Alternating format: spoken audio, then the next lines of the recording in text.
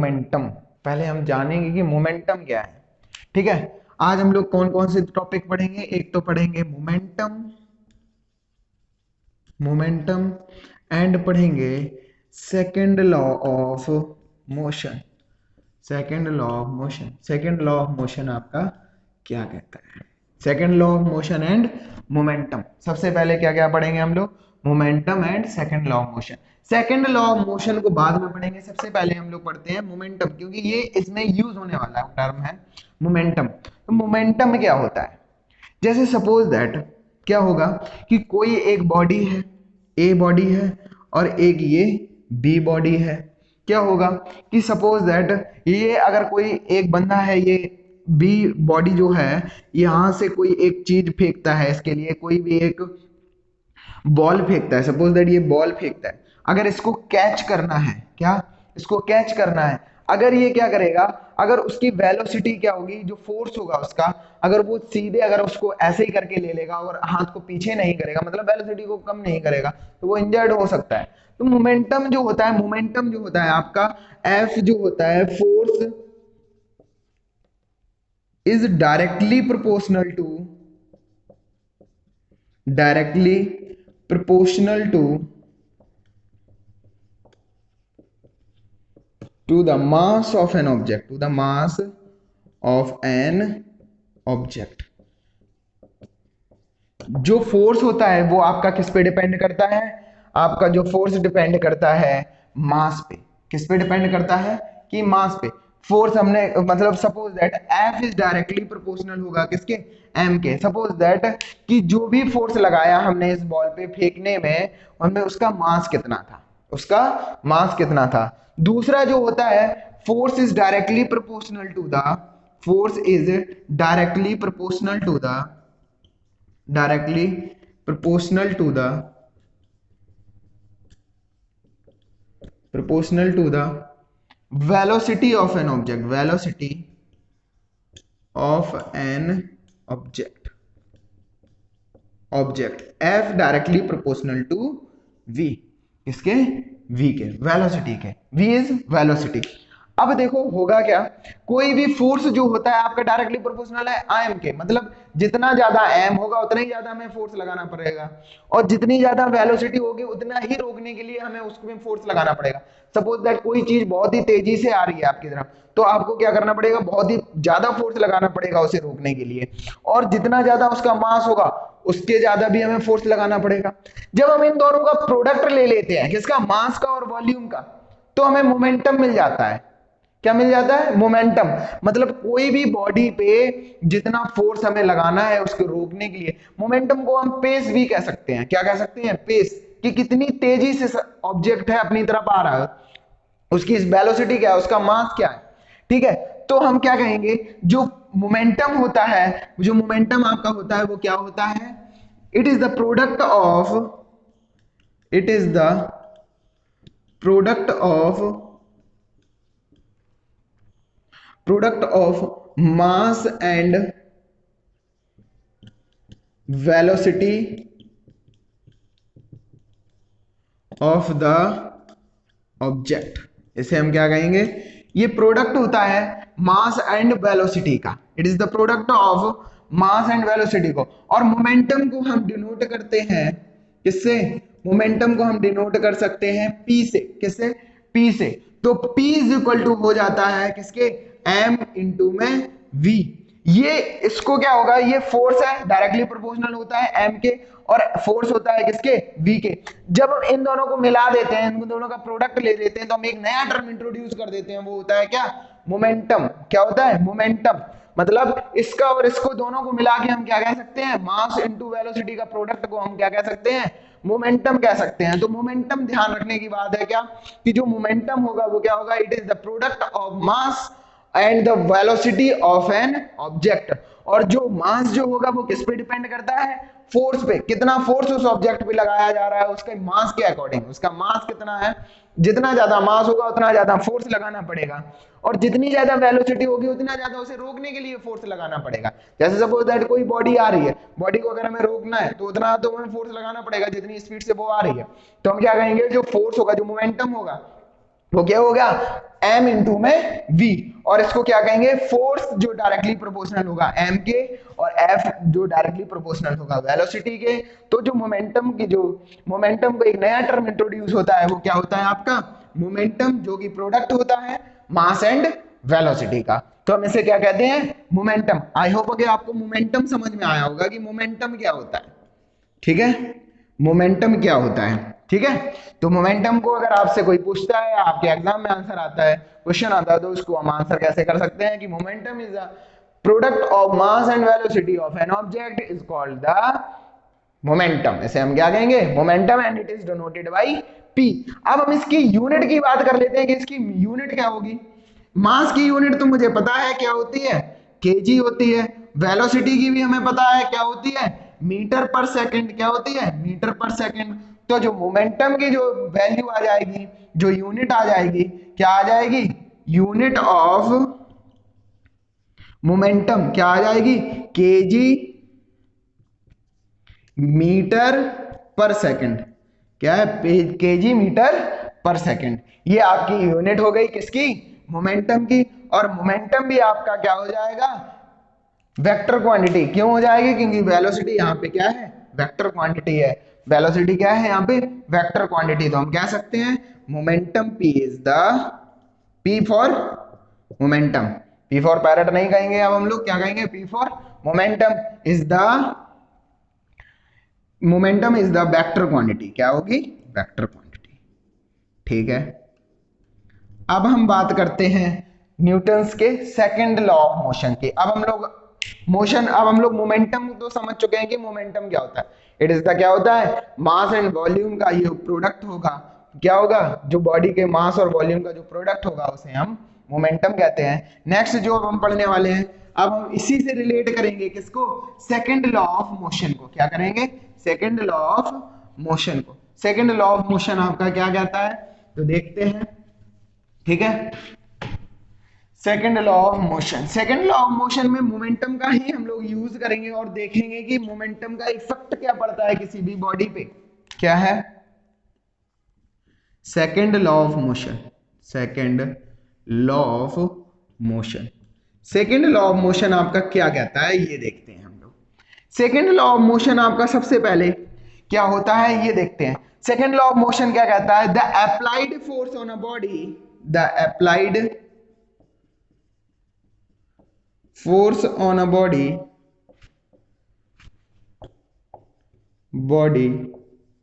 is directly proportional to the, is directly proportional to the rate of change of momentum, rate of change in momentum। तो हम क्या कहेंगे, जो आपका जो सेकंड लॉ कहता है, जो अप्लाइड फोर्स है किसी भी बॉडी पे, वो डायरेक्टली प्रोपोर्शनल होगा उसके rate of change in momentum, rate of change in momentum. जितना रेट, रेट मींस यहाँ पे टाइम है, क्या है, टाइम है। यहाँ पे ये ना मत लगाना कि केजी 2 केजी 3 केजी, रेट वो केजी नहीं है, ये रेट है, टाइम, टाइम के लिए रेट। फिजिक्स में जब भी यूज होगा रेट का मतलब होता है क्या, टाइम।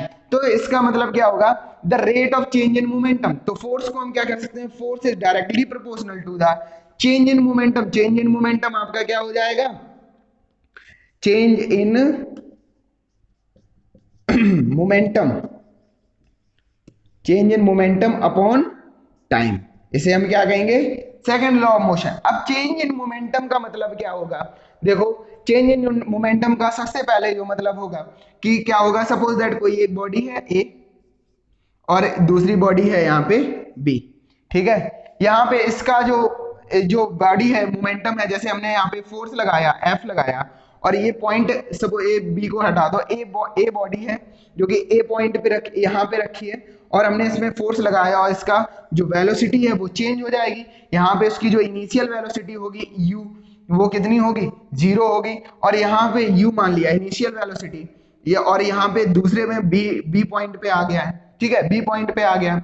ए जो एक बॉल है, इसको रेड बॉल मान लेते हैं, चलो रेड बॉल, इसको ब्लू बॉल, रेड बॉल मानो इसको, ब्लू ना मानो। रेड बॉल जो होगी आपकी, सपोज दैट हमने इधर पे फोर्स लगाया, जो फोर्स लगाया वो क्या होगा आपका, इधर से जैसे हमने फोर्स लगाया ये बी पॉइंट तक बॉल पहुंच गई होगी, तो यहाँ पे इसकी जो इनिशियल वेलोसिटी होगी, लेट कर लेंगे initial velocity, initial velocity is u। Initial velocity कितनी है, u है। तो यहाँ पे जब जो बॉडी होगी दूसरी, जो इसकी फाइनल वेलोसिटी हो जाएगी, final velocity, final velocity of the ball क्या हो जाएगी, ऑफ द बॉल क्या हो जाएगी, v हो जाएगी। क्या हो जाएगी, v। मतलब इनिशियल वेलोसिटी उसकी u है, फाइनल वेलोसिटी उसकी v हो गई। क्यों, क्या कह रहा हमने, इधर पे बॉडी रखी थी, हमने इसको धक्का मारा, तो इसमें क्या हो गया, इसमें रेट ऑफ चेंज हो गया, मतलब कि इसकी जो वेलोसिटी है वो चेंज हो गई, मतलब u था, यहाँ पे u हो गया, यहाँ पे ये v हो गया। अब देखो जो आपका मोमेंटम क्या होता है, अब हम इसमें क्या करेंगे, मोमेंटम, इसको हम रफ कर देते हैं। अब जो इसका जो मोमेंटम होगा, मोमेंटम क्या होता है, चेंज इन मोमेंटम।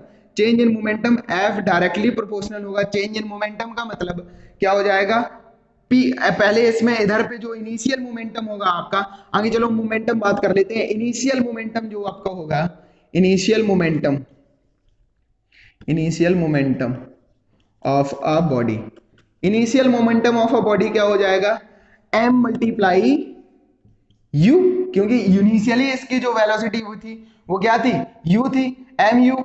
और इसकी फाइनल जो मोमेंटम होगा, फाइनल मोमेंटम क्या हो जाएगा, final momentum of a body वो कितना हो जाएगा, mb। और अब हम करते हैं change in momentum. Change in momentum इसी टर्म में रखते हैं कि फोर्स क्या हो जाएगा, फोर्स डायरेक्टली प्रोपोर्शनल होगा किसके, change in momentum, final minus initial. जो भी फाइनल होगी, ये फाइनल है ये इनिशियल है, तो हम क्या करेंगे, mv माइनस mu अपॉन में t। ठीक है, अब हम क्या करेंगे, दोनों से m कॉमन ले लेते हैं, इसको हम रफ करते हैं। ठीक है, अब हम क्या करेंगे, दोनों से m कॉमन ले लेंगे, f डायरेक्टली m कॉमन ले लिया, तो यहाँ पे क्या बनेगा, v minus u upon T. अब हमें पता है कि v minus u upon T क्या होता है, आपका एक्सेलरेशन होता है। ऑक्सीलेशन का फॉर्मूला क्या होता है, acceleration is equal to change in velocity, change in velocity upon time. तो चेंज इन वेलोसिटी क्या हो गया, v minus u upon t. तो v minus u upon t की जगह हम लोग क्या रख देंगे, एक्सेलरेशन। क्या रख देंगे, एक्सेलरेशन m मल्टीप्लाई में a। अब हम क्या हटाते हैं, एक प्रोपोर्शनैलिटी का साइन हटाते हैं, तो एक कांस्टेंट आता है, उस कांस्टेंट की जो वैल्यू होगी F इज इक्वल टू के एम ए, और k की जो वैल्यू होगी, कांस्टेंट है, के कांस्टेंट है, इसको हम 1 मानते हैं। क्या हो गया, 1। ये एसआई यूनिट्स में होता है 1, पहले ये एसआई यूनिट चलती तो k की वैल्यू क्या थी, 1 ले ली जाती है। तो हम कह सकते हैं F is equal to mass into में एक्सेलरेशन। क्या हो जाएगा, मास इनटू में एक्सेलरेशन। अब एक बात और समझो कि इसकी जो यूनिट फोर्स कैसी है, वेक्टर क्वांटिटी है, क्योंकि मुझे पता होता है डायरेक्शन और दोनों, तो हम लिख सकते हैं, दूसरा जो पॉइंट है इसका, force is a vector quantity.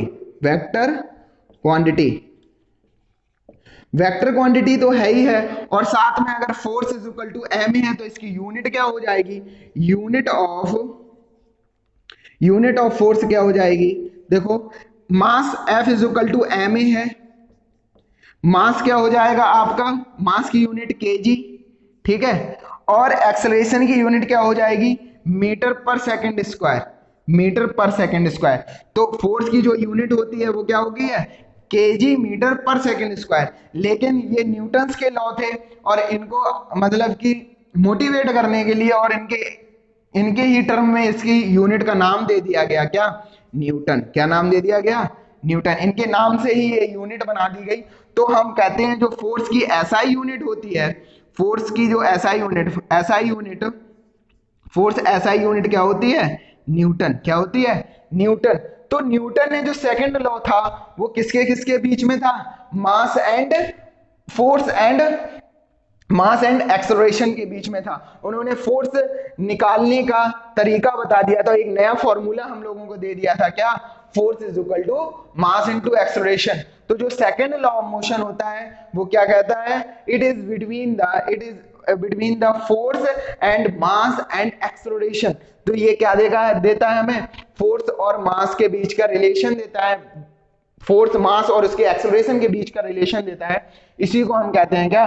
Force का सेकंड लॉ, मतलब सेकंड लॉ ऑफ मोशन। क्या कहते हैं इसे? Second law of motion.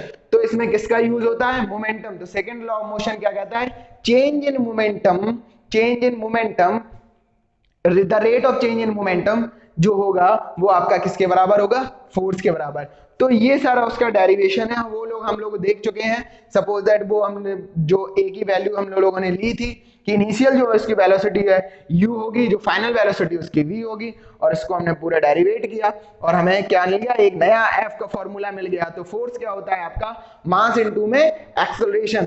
अगर अब आपसे कोई पूछता है कि फोर्स क्या होता है, तो आप ये तो बताओगे ही कि ए फोर्स इज अ पुल और पुश ऑन अ बॉडी, और साथ साथ उसका क्या बता सकते हो आप लोग कि उसका फॉर्मूला क्या होता है? मास इनटू में एक्सेलरेशन। और इसके जो क्वेश्चंस हैं force and law of motion के, एक साथ सारे क्वेश्चंस करेंगे एनसीईआरटी, और जो एक्स्ट्रा क्वेश्चंस होंगे मेरी कोचिंग के वो भी हम आपको प्रोवाइड करेंगे और इसका पूरा लाइव करेंगे, ठीक है?